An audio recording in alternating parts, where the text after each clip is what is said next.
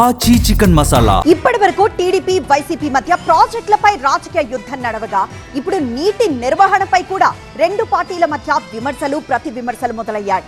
కావాలనే ప్రభుత్వం రైతులకు నీరివ్వడం లేదని విపక్షం ఆరోపించింది. అయితే ఈ అంశంలో వైసీపీ రైతులను రెచ్చగొట్టాలని చూస్తోందని ఫైర్ అయింది టీడీపీ. రాయలసీమలో మరోసారి నీటిపై మాటల యుద్ధం మొదలైంది. ఎల్నినో కారణంగా ఈసారి నీటి నిర్వహణ విషయంలో జాగ్రత్తగా ఉంటామని ప్రభుత్వం ఇప్పటికే ప్రకటించింది. ప్రాజెక్టుల్లోని నీటిని మొదటిగా తాగునీటి అవసరాలు, ఆ తర్వాత పరిశ్రమలకు ప్రాధాన్యత ఇస్తామని క్లారిటీ ఇచ్చింది. అయితే ఈ అంశంపై ప్రభుత్వం తీరును విపక్ష వైసీపీ తప్పుపట్టింది. శ్రీశైలం డ్యాంలో 875 అడుగులకు నీరు చేరుకున్నప్పటికీ ఎస్ఆర్బీసీ కాలువకు నీరు అందించడం లేదని వైసీపీ మాజీ ఎమ్మెల్యే కాటసాని రామిరెడ్డి విమర్శించారు. అవుకు రిజర్వాయర్ నుంచి పరిశ్రమలకు నీటిని మళ్లిస్తున్నారని ఆయన ఆరోపించారు. గాలేరు నగర్ ద్వారా అవుకు రిజర్వాయర్ కు నింపుతామని చెప్తా ఉన్నారు. మీరు ఎందుకు ఎస్ఆర్బీసీకి వాటర్ వదలకుండా గాలేరు నగర్ ద్వారా ఎందుకు అవుకు రిజర్వాయర్ కు పంపిస్తా ఉన్నారు?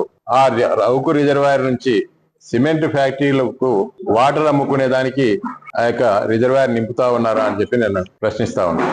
వైసీపీ ఆరోపణలకు కౌంటర్ ఇచ్చారు మంత్రి బీసీ జనార్దన్ రెడ్డి. ఎల్నినో వల్ల రైతులకు సాగునీరు ఇవ్వలేకపోతున్నామన్నారు. గాలేరు నగరి కాలువ ద్వారా అవుకు రిజర్వాయర్ కు నీరు ఇస్తున్నామని రాజకీయ లబ్ధి కోసం వైసీపీ కాటసాని రామిరెడ్డి రైతులను రెచ్చగొడుతున్నారని మండిపడ్డారు. పరిశ్రమలకు నీళ్లమ్ముతున్నారన్న ఆరోపణలు అవాస్తవమన్నారు.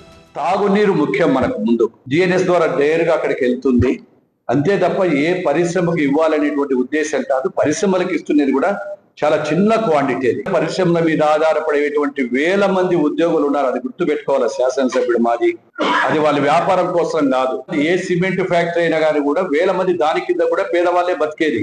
రైతులకు అన్యాయం చేయమని మేము అడుగుతాం లేదు, రైతులకు చేస్తామని కూడా కాదు. అక్కడ ఉండేటువంటి చిన్న క్వాంటిటీ వాడుకుంటా ఉంటే దాన్ని అమ్ముకుంటున్నారు.